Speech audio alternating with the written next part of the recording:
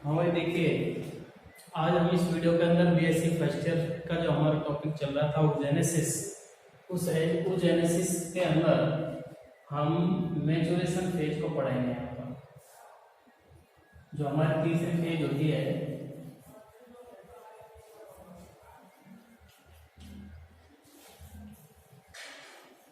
Maturation phase, ठीक है। क्योंकि देखिएगा हम ऊजेनेसिस में दो फेजों को कंप्लीटली पढ़ चुके हैं, जिसमें प्रथम फेज मल्टीप्लिकेशन फेज होती है जो स्पर्मेटोजेनेसिस और ऊजेनेसिस में से कॉमन यानी सेम चलती है लगभग, जबकि जो ग्रोथ फेज होती है वो ऊजेनेसिस में बहुत अधिक लंबी अवधि की होती है, जिसको हम पिछले कई वीडियोस के अंदर विस्तार से डिस्कस कर चुके हैं। तो ये हमको पता है कि कंप्लीटली अंडाणु के अंदर ग्रोथ हो जाने के पश्चात क्या चलता है, मैचुरेशन फेज आती है, यानी परिपक्वन अवस्था आती है। और देखिए परिपक्वन अवस्था इंपॉर्टेंट है ऊजेनेसिस में, क्योंकि इतना हमें पता है मैचुरेशन फेज के अंदर क्या होता है, मियोसिस चलता है, मियोसिस चलता है, ठीक है। लेकिन मियोसिस के हमको पता है दो चरण होते हैं, मियो फर्स्ट एंड मियो सेकंड, जबकि माइटोसिस में ऐसा नहीं होता है, ये कन्फर्म है ना। मियोसिस में दो चरण फर्स्ट एंड सेकंड चलते हैं और प्रत्येक चरण के फिर कोई चार चार अवस्थाएं आती हैं, ये भी हमें पता है। प्रत्येक चरण की चार अवस्थाएं कौन कौन सी आती हैं, प्रोफेज, मेटाफेज,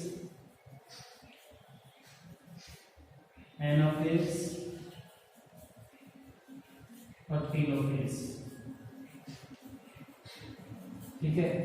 ये ही चार अवस्थाएं मियो फर्स्ट में आएंगी और पुनः ये चारों अवस्थाएं मियो सेकंड में भी आएंगी। तो मेरे कहने का मतलब ये है, एक विभाजन के बाद चार पत्री कोशिकाएं बन जाती, ठीक है। अब देखिएगा फर्क ये है कि जो ये मियो सेकंड चलता है इसमें से मियो फर्स्ट है, मियो फर्स्ट में तो नंबर ऑफ क्रोमोसोम आधे हो जाते हैं, यानी गुणसूत्रों की संख्या आधी हो जाती है। मेरे कहने का मतलब यह है, इनको देखिएगा क्योंकि अवस्था का नाम मैचुरेशन फेज है, इसलिए जो दो बार विभाजन होता है मियो फर्स्ट एंड सेकंड, इनको हम प्रथम परिपक्वन अवस्था है तो परिपक्वन विभाजन भी बोलते हैं, लेकिन पहला है तो प्रथम परिपक्वन विभाजन और ये द्वितीयक परिपक्वन विभाजन, ठीक है। प्रथम परिपक्वन विभाजन, द्वितीयक परिपक्वन विभाजन। प्रथम परिपक्वन विभाजन में क्या होगा, गुणसूत्र आधे हो जाएंगे तो कोशिका क्या हो जाएगी, एगुणित रह जाएगी, है ना, हैप्लॉइड आ जाएगी। चूंकि युग्मक मोस्टली क्या होते हैं, हैप्लॉइड ही होते हैं, तो गुणसूत्रों को आधा करना स्वाभाविक है, उसके लिए मियो सेकंड जिम्मेदार होता है। लेकिन मियो सेकंड की जो प्रोफेज फर्स्ट है, मियो सेकंड नहीं, मियो फर्स्ट की जो प्रोफेज फर्स्ट है ये लंबी अवधि की होती है, लंबी अवधि की होती है, ध्यान रखना, क्योंकि इसमें भी फिर कई कंडीशन आती है और प्रोफेज फर्स्ट को इसी को लेकर के यहाँ अलग अलग अवस्थाएं, 5 अवस्थाएं यहाँ पर होती हैं, जिनमें से पहली जो है वो लैक्टोटीन होती है, लैक्टोटीन। दूसरी होती है डिप्लोटीन,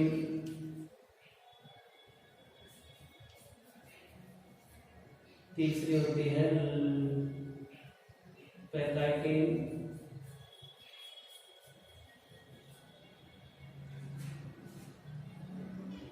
ये जाइलोटीन होती है, जाइलोटीन, और ये होती है डिप्लोटीन, और यहाँ डाइकाइनेसिस होती है इस तरीके से। तो मेरे कहने का मतलब ये है, ये कंडीशन बहुत अच्छी है, यहाँ पर समझने योग्य चीज है। लंबी अवधि की होती है, 5 उप अवस्थाओं में सब फेजेज में बांटा गया है, और इन 5 उप अवस्थाओं में से जो लैक्टोटीन है इसमें क्या है, जो केंद्रक जो है, केंद्रक प्रोफेज के दौरान, प्रोफेज के एंड में लगभग केंद्रक कला विलुप्त होने लगती है, और जो केंद्र के अंदर के जो घटक होते हैं वो सारे क्या है, कोशिका द्रव में मिल जाते हैं, कोशिका द्रव में मिल जाते हैं, और प्रोफेज के एंड तक प्रोफेज के एंड तक क्या होता है, जो होमोलोगस क्रोमोसोम्स होते हैं उनके पेयर्स बनने लग जाते हैं। होमोलोगस क्रोमोसोम के पेयर यानी जोड़े यानी युगल बनने लग जाते हैं। ठीक है, तो मेरे कहने का मतलब यह है, जो सेंट्रोसोम होता है, सेंट्रोसोम में से इस दौरान क्या होने लगता है, सेंट्रियोल जिनको कहते हैं।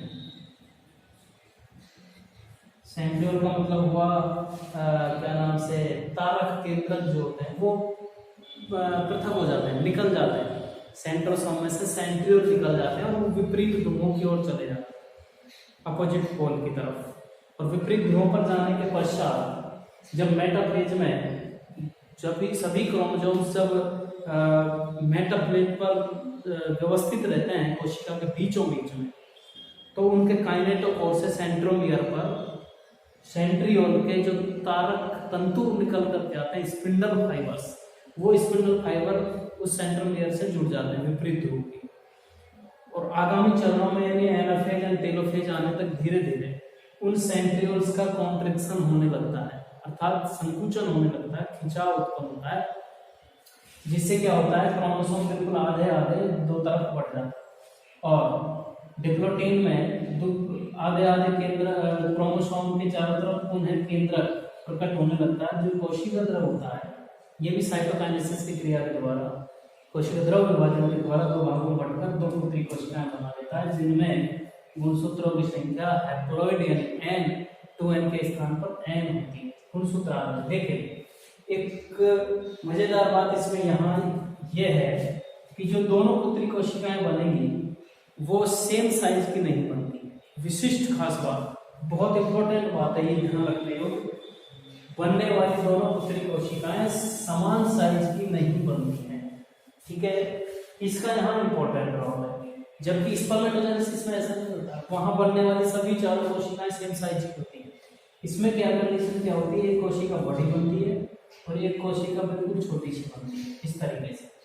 और इसके पीछे रीजन क्या है, जो कोशिका द्रव का विभाजन होता है वो असमान प्रकार का होता है। असमान कोशिका अंड जनन की क्रिया में आपको रटना है कि असमान कोशिका विभाजन होता है। असमान कोशिका विभाजन की वजह से एक कोशिका छोटी रह जाती है, ये बहुत बड़े आकार की बनती है।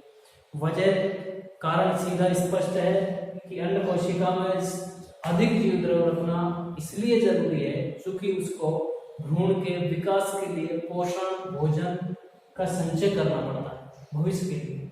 ठीक है, इसलिए एक को छोटा एक बड़ा, इसमें जीव द्रव ना के बराबर आता है, इसमें बहुत अधिक मात्रा में आ जाता है। तो और जो बनने वाली छोटी कोशिका है इसको बोलते हैं polar body. Polar body, polar ध्रुवीय का इसको बोलते हैं, क्योंकि इसमें जीव द्रव नगण्य होता है, इसलिए ये बाद में डिजेनरेट हो जाती है, विलुप्त हो जाती है, नष्ट हो जाती है।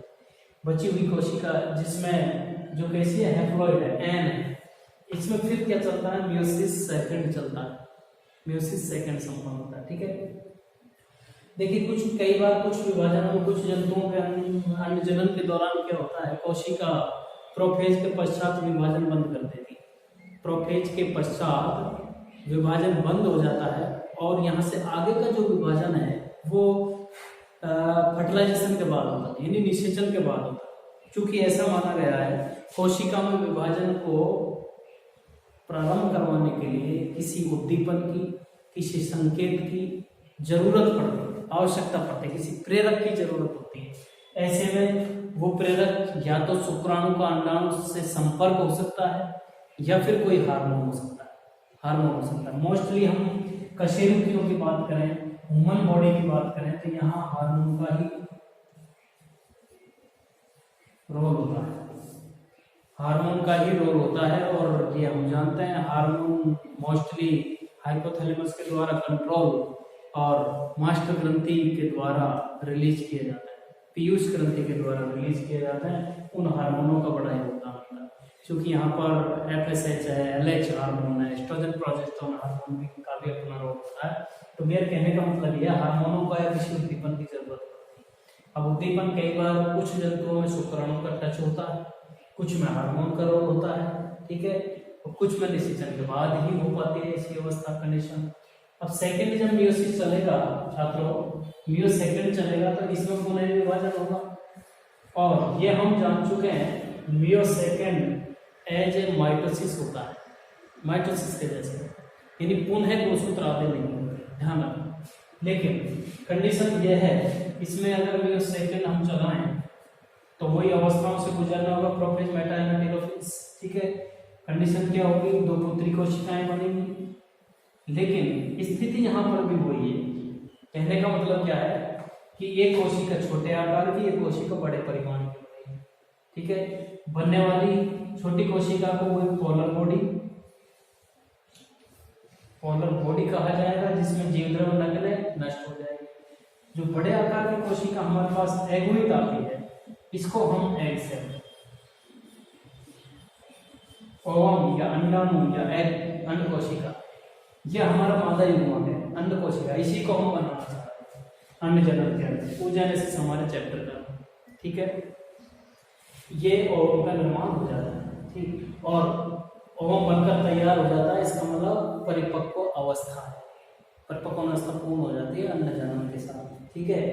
अब देखिएगा जो ध्यान देने की बात थी यहाँ पर oogenesis के अंदर, वो ये है कि जो डिफरेंस आया, जो बेसिक अंतर आया, वो या तो ग्रोथ फेज में आया था जीपी के अंदर, या फिर हमारा मैच्योरेशन फेज में आया है, अभी जो हम पढ़ रहे थे। बेसिक अंतर हमने जाना था ग्रोथ फेज, स्पर्मेटोजेनेसिस को नाम बहुत अधिक लंबी अवधि की होती है अंड जनन की, जो कि हमें पता है अंडाणु को भविष्य के लिए भ्रूण की विकास की आवश्यकताओं हेतु पोषण की और भोजन की व्यवस्था करनी होती है। तो ग्रोथ फेज में पितक वगैरह का निर्माण होता है, काफी आकार बड़ा करना पड़ता है, इसलिए ग्रोथ फेज में अधिक समय लगता है, ठीक है। एमपी मैच्योरेशन फेज में हमने देखा कि असमान, ये इंपॉर्टेंट पॉइंट रखना है, असमान कोशिका विभाजन होता है। असमान कोशिका विभाजन का अपना महत्व है। महत्व ये है कि असमान हुआ इसलिए कोशिका बड़ी बनी, बड़ा इसलिए बनाना है क्योंकि भ्रूण के पोषण की व्यवस्था करनी है। यदि समान विभाजन चलता है तो बराबर मात्रा में कोशिका द्रव विभाजित होकर के इसमें भी आता, तो इस यानी कोशिका द्रव की मात्रा घटती थी, दोनों में कम हो जाती मात्रा। अब एक में तो ना के बराबर तो नष्ट हो जाता है, एक में बहुत अधिक मात्रा रह जाती है जो पोषण की पूर्ति कर पाती है भ्रूण के पोषण। इसलिए असमान कोशिका विभाजन भी यहाँ पर बहुत इंपॉर्टेंट रोल प्ले करता है। इस प्रकार से ये तीनों अवस्थाएं अंडजनन की पूर्ण होती हैं। अब आगे हम अंडजनन में अंडाणु का निर्माण हो चुका है, तो अंडे के हम प्रकार पढ़ेंगे, पितक की मात्रा और वितरण के आधार पर, और अंड झिल्लियों के बारे में हमें पढ़ना है, जो नेक्स्ट वीडियो में देखेंगे। ठीक, धन्यवाद।